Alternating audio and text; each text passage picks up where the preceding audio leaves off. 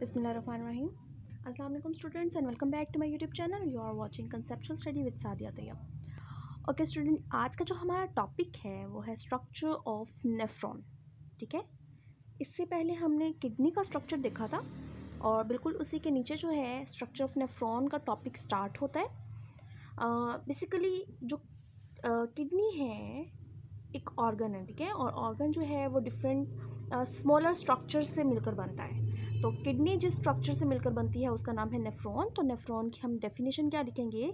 It is the structural and functional unit of kidney. ठीक है बेटा, मैंने यहाँ पर डेफिनेशन लिख दी है नेफ्रॉन की। It is the structural and functional unit of kidney. इसके बाद है कि एक किडनी जो होती है, एक किडनी जो है, इस एक किडनी के अंदर ऑलमोस्ट कितने नंबर ऑफ नेफ्रॉन हो सकते हैं। ठीक है, तो ऑलमोस्ट 1 मिलियन से भी ज़्यादा नेफ्रॉन जो है मिलकर एक किडनी बनाते हैं। ठीक है, कितने?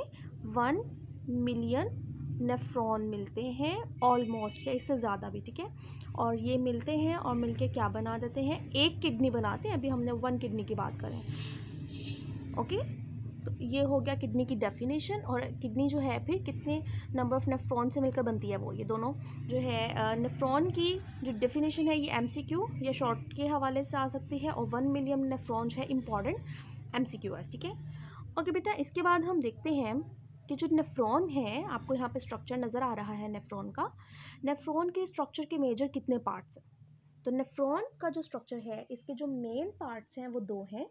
वो 2 कौन कौन से हैं? एक है रीनल कॉर्पसल और दूसरा है रीनल ट्यूब्यूल। ठीक है जी बेटा जी, तो ये 2 पार्ट्स हैं नेफ्रॉन की बॉडी के। मेजर 2 पार्ट्स कौन से हैं? 2 हैं।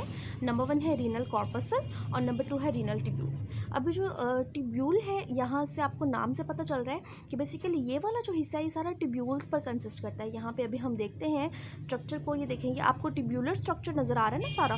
तो ये जो ट्यूब्यूलर स्ट्रक्चर है ये रीनल ट्यूब्यूल पर कंसिस्ट करता है, और ये वाला जो हिस्सा है ये रीनल कॉर्पसल कहलाता है। ठीक है, अब जो रीनल कॉर्पसल है इसके अंदर 2 चीज़ें आती हैं, यानी कि इसके फर्दर 2 पार्ट्स हैं।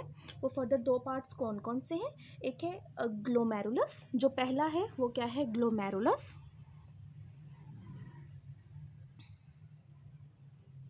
और दूसरा है बोमेन्स कैप्सूल। क्या बोलते हैं इसको? Bowman's capsule. BOWMAN capsule. ठीक हो गया बेटे?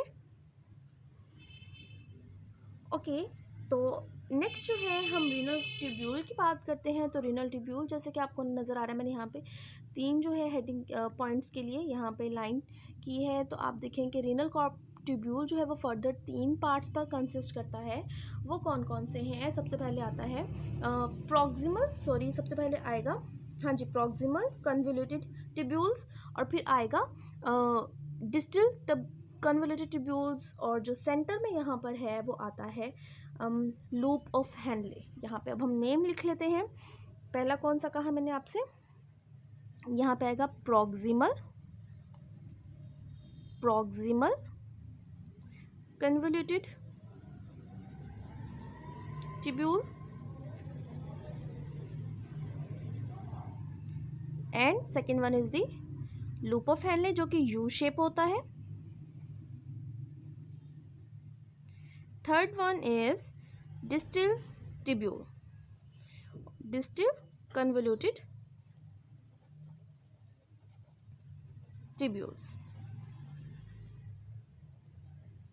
अब यहाँ पर लूप ऑफ हैंडले जो है, जो यू शेप स्ट्रक्चर है, ये 2 तरह के, यानी कि इसके फर्दर 2 पार्ट्स हैं। एक जो है इसे कहते हैं असेंडिंग लूप ऑफ हैंडले, और दूसरे को कहते हैं डिसेंडिंग लूप ऑफ हैंडले। ठीक है, डिसेंडिंग लूप ऑफ हैंडले पहले लिखेंगे। मैं यहाँ पे भी आपको समझाऊंगी कि उसे डिसेंडिंग पहले क्यों लिखा है मैंने। Descending loop of handle,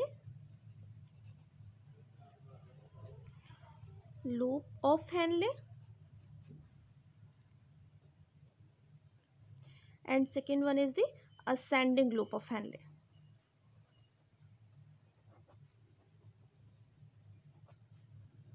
okay बेटा जी, यहाँ तक तो हमने सिर्फ इन पार्ट्स के नाम देखे हैं, ठीक है। अभी हम स्ट्रक्चर की मदद से इसका देखते हैं कि कौन सा पार्ट कहाँ पे करके। एक दफ़ा मैं रिवाइज कर दूँ, मैंने क्या कहा है कि नेफ्रॉन के मेजर 2 पार्ट्स हैं, कौन कौन से? रीनल कॉर्पसल और रीनल ट्यूब्यूल है। रीनल कॉर्पसल के फर्दर 2 पार्ट्स हैं, ग्लोमेरुलस है, बोमेंस कैप्सूल है। रीनल ट्यूब्यूल के 3 पार्ट्स हैं major, proximal convoluted tubule, loop of Henle, distal convoluted tubule. Convoluted means कि ये जो है स्ट्रेट नहीं है बल्कि इसमें कुछ थोड़े से टर्न्स आते हैं, ठीक है। Loop of handle is U shape structure, और इस जो यू शेप स्ट्रक्चर है इसके 2 फर्दर पार्ट्स है, descending loop of handle and ascending loop of handle.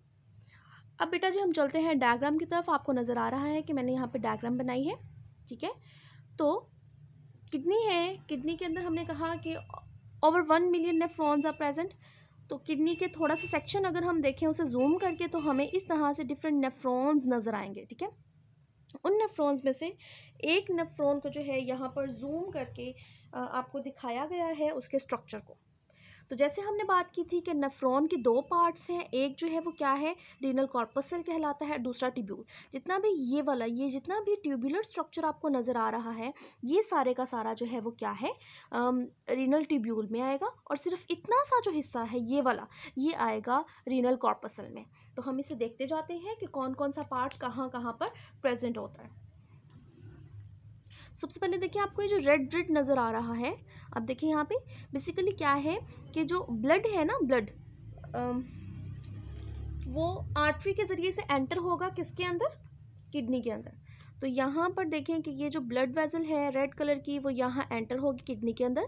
Kidney के अंदर एंटर होके मज़ीद वो किस लेवल पे जाएगी, वो जाएगी इस लेवल पे, यहाँ पे। समझ रहे हो बात को, यानी कि नेफ्रॉन के स्ट्रक्चर में। तो ये वही किडनी आर्टरी है। यहाँ पर देखें, ये आर्टरी एंटर हुई है किडनी को ब्लड देने के लिए, लेकिन उसके साथ साथ जो है यहाँ पर मज़ीद कुछ और प्रोसेसेस भी होंगे। तो आप देखें कि ये वही वाली आर्टरी मज़ीद जो है इस नेफ्रॉन के स्ट्रक्चर तक पहुँची हुई है। ये आर्टरी एंटर होगी तो ये कहलाएगी afferent artery. Afferent artery mean enter होने वाली आर्टरी, आने वाली आर्टरी। ये मज़ीद आर्टरियोल्स में टूटेगी, और आर्टरियोल्स मज़ीद कैपिलरीज में टूटेंगी, ठीक है। कैपिलरीज फिर कंबाइन होंगी आर्टरियोल्स में, और वो आर्टरियोल्स वापस कंबाइन होंगी इस आर्टरी में। इसका नाम हम कहेंगे इफरेंट आर्टरी, ई से, ई फॉर द एग्जिट। बात को समझ रहे हैं, ठीक है। तो अफरेंट आर्टरी आई, कैपिलरी बनाई, वापस आर्टरी बन गई। यहाँ पर एक सवाल हो सकता है आप लोगों का कि ये आर्टरी है तो ये आर्टरी वेन बन के क्यों नहीं निकली। बेटा वो जो हम पढ़ते हैं ना 9th क्लास में, जो आपने पढ़ा था कि आर्टरी कैपिलरी में जब टूटती है तो वो वापस वेन बन के उस वक्त निकलती है जब एक्सचेंज ऑफ गैसेस का मटीरियल होता है, और आर्टरी से ऑक्सीजनेटेड ब्लड डिफरेंट टिश्यूज़ के अंदर एब्जॉर्ब हो जाता है और फिर वो वेन बन के निकलती है। यहाँ पर ऐसा नहीं है। यहाँ पर आर्टरी कैपिलरी में जो कन्वर्ट हुई है वो एक्सचेंज ऑफ गैसेस के पर्पस के लिए नहीं हुई है, ठीक है। इसलिए ये वापस जब कंबाइन करेगी तो ये आर्टरी में ही कंबाइन करेगी। इसलिए हमने इसके जो नेम रखा है वो क्या रखा है, अफरेंट आर्टरी और इफरेंट आर्टरी। ओके, तो ये जो कैपिलरी वाला स्ट्रक्चर आपको नज़र आ रहा है, बेसिकली इसे हम कहते हैं टफ्ट ऑफ कैपिलरीज, कि ढेर सारी जो कैपिलरीज हैं, इस स्ट्रक्चर को जो नाम दिया जाता है वो क्या है, वो है ग्लोमेरुलस। अभी जो हमने पढ़ा कि जो नेफ्रॉन है, नेफ्रॉन का रीनल कॉर्पसल का फर्स्ट पार्ट जो है ये वो है ग्लोमेरुलस। ओके, ग्लोमेरुलस के बाद हमने क्या नाम बोला है, बोमेंस कैप्सूल। तो ये जो कप शेप स्ट्रक्चर आपको नज़र आ रहा है, इस कप शेप स्ट्रक्चर को नाम दिया जाता है बोमेंस कैप्सूल का, ठीक है, बोमेंस कैप्सूल। तो ये जो दोनों पार्ट हैं, ये दोनों मिलके क्या स्ट्रक्चर बन गया, रीनल कॉर्पसल का स्ट्रक्चर बन गया। इसमें 2 चीज़ें आती हैं, 2 पार्ट्स आते हैं, एक है ग्लोमेरुलस और second one is the बोमेंस capsule. Good. Next है रीनल ट्यूब्यूल, यानी कि जितना भी अब ट्यूब्यूलर पार्ट स्टार्ट होगा वो क्या है, वो रीनल ट्यूब्यूल में आएगा। रीनल ट्यूब्यूल का फर्स्ट पार्ट जो है वो प्रॉक्सिमल कन्वोल्यूटेड ट्यूब्यूल कहलाता है। प्रॉक्सिमल कन्वोल्यूटेड ट्यूब्यूल, ये जो है, ये जो आपको टर्न कुछ थोड़ा सा आपको पार्ट्स नज़र आ रहे हैं ऐसे, इनके ट्यूब्यूल जो कि टर्न हुई हुई है, इसे हम कहेंगे प्रॉक्सिमल कन्वोल्यूटेड ट्यूब्यूल। इसकी लेबलिंग कर देती हूँ मैं जी स्टूडेंट्स। Proximal convoluted tubule. यहाँ पर अब मैं क्लियर करते जाऊँ कि जो प्रॉक्सिमल कन्वोल्यूटेड है, बेसिकली जो प्रॉक्सिमल की जो टर्म है वो किसके लिए यूज़ होती है, इसे हम यूज़ करते हैं कि हम किसी भी पॉइंट ऑफ रेफरेंस की बात कर रहे हो, अगर उसके करीब जो पॉइंट होता है उसके लिए प्रॉक्सिमल का वर्ड यूज़ होता है। ठीक है, फॉर एग्जांपल मैं आपसे कहूँ कि हमारी जो किडनी है उसके बारे में बताएं कि वो हार्ट को पॉइंट ऑफ रेफरेंस रखते हुए आप बताएं कि किडनी जो है वो हार्ट के करीब है या फिर लेग्स जो है वो हार्ट के करीब है, तो ऑब्वियसली किडनी जो है वो करीब होगी हार्ट के, तो किडनी के लिए हम वर्ड यूज़ करेंगे प्रॉक्सिमल, कि kidney is proximal to the heart. लेकिन अगर हम लेग्स की बात करेंगे तो हम कहेंगे कि legs are distal to the heart. तो किसी भी एक पॉइंट ऑफ रेफरेंस की बात की जाए तो उसके करीब जो पार्ट होता है उसके लिए वर्ड प्रॉक्सिमल का यूज़ किया जाता है, और जो दूर होता है उसके लिए वर्ड यूज़ किया जाता है डिस्टल का। ठीक है, तो देखिए बेटा, यहाँ से बेसिकली स्टार्ट हो रही थी ये ट्यूब्यूल्स, तो जिस पार्ट से ट्यूब्यूल स्टार्ट हो रही हैं यानी कि रीनल कॉर्पसल के, तो उसके करीब वाली जो कन्वोल्यूटेड ट्यूब्यूल होगी वो प्रॉक्सिमल कहलाएगी। ठीक है, अब जो है यहाँ से ये डायरेक्शन हुई, ठीक है, ये मूव करते हुए जा रही है और किधर को जाएगी, यहाँ पे आपको नज़र आ रहा है यू शेप स्ट्रक्चर नज़र आया। ये जो यू शेप स्ट्रक्चर है, ये देखिए ये यू शेप स्ट्रक्चर, इस यू शेप स्ट्रक्चर को हमने नाम दिया था लूप ऑफ हेनले का। अब लूप ऑफ हेनले में पहले कौन सा पार्ट आ रहा है, मीन्स पहले जो है यहाँ पे ये ट्यूब्यूल नीचे की तरफ जा रही है फिर ऊपर की तरफ जाएगी, तो वो वाला हिस्सा जो नीचे की तरफ जा रहा है वो कहलाएगा descending loop of Henle, descending loop of Henle.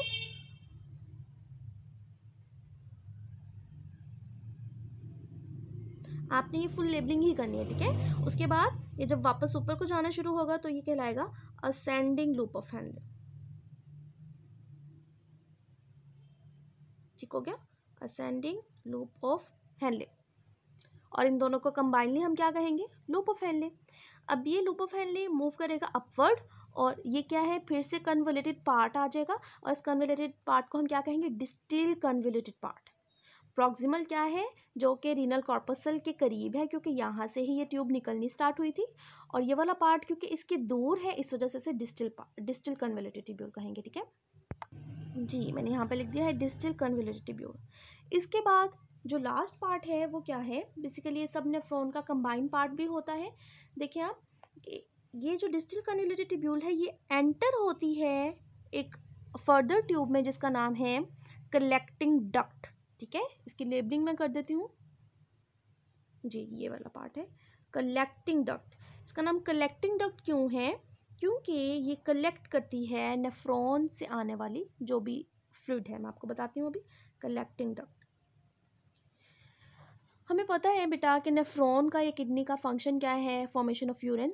तो यहाँ पे इन सब पार्ट्स के नतीजे में यहाँ तक जो है ऑलमोस्ट यूरिन की जो है वो फॉर्मेशन हो जाती है, तो वो जो भी फ्लूइड है वो एंटर होना है तो इस कलेक्टिंग डक्ट में एंटर हो जाता है। इस डायग्राम को ज़रा गौर करें कि ये जो सिंगल मैंने ये बनाई है कलेक्टिंग डक्ट, तो देखिए यहाँ पर एक ही कलेक्टिंग डक्ट में इस नेफ्रॉन की डिस्टिल कन्वोल्यूटेड ट्यूब्यूल एंटर हो रही है और इस नेफ्रॉन की भी एंटर हो रही है। ये जो आपको स्ट्रक्चर्स नज़र आ रहे हैं, ये वाला, इट मीन्स कि जो इस नेफ्रॉन की, तो ये वाला कलेक्टिंग डक्ट एंटर हो रहा है ना यहाँ से डिस्टिल ट्यूब्यूल।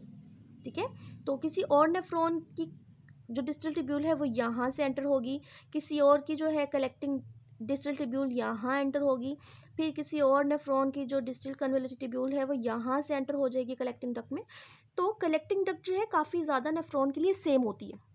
ठीक है, तो यहाँ से फिर जो है कलेक्ट करके इस फ्लूइड को या यूरिन को, फिर ये जो है एंटर हो जाता है इस पॉइंट पे जाके, यानी कि काफ़ी ज़्यादा जो है वो कलेक्टिंग डक्ट कंबाइन करते हैं, और कंबाइन करने के बाद ये एक स्ट्रक्चर बना देते हैं, यानी कि ये डक्ट मिलके एक और बड़ी डक्ट बना देते हैं जिसे हम कहते हैं पेपिलरी डक्ट। ठीक है, तो फिर उस पेपिलरी डक्ट के ज़रिए से ये एंटर हो जाता है पेल्विस में, और फिर पेल्विस से यूरेटर के ज़रिए से यूरिन मूव करता हुआ चला जाता है यूरिनरी ब्लैडर में, जहाँ पर ये टेम्परेरी स्टोर होता है, और जो है फिर लास्ट पार्ट जो है यूरिथ्रा, वहाँ से जो है वो यूरिन बॉडी से बाहर निकल जाता है, ठीक है। तो बेटा आज का जो हमारा टॉपिक था वो था structure of nephron. Structure of nephron में हमने देखा कि इसके पार्ट्स कौन कौन से हैं, फिर फर्दर उनके कौन कौन से पार्ट्स हैं, डायग्राम की मदद से हमने और आसानी से देखा कि कौन सा पार्ट किस पॉइंट पर मौजूद होता है, ठीक है। आई होप कि आपको वीडियो पसंद आई होगी और आपका कंसेप्ट भी क्लियर हो गया होगा स्ट्रक्चर ऑफ नेफ्रॉन से रिलेटेड। बेटा अगर वीडियो पसंद आती है तो प्लीज़ लाइक किए, अपने फ्रेंड्स के साथ शेयर कीजिए, करा कीजिए, और अगर चैनल पे नहीं है तो सब्सक्राइब कर दें। Thank you very much. अल्लाह हाफ़िज़।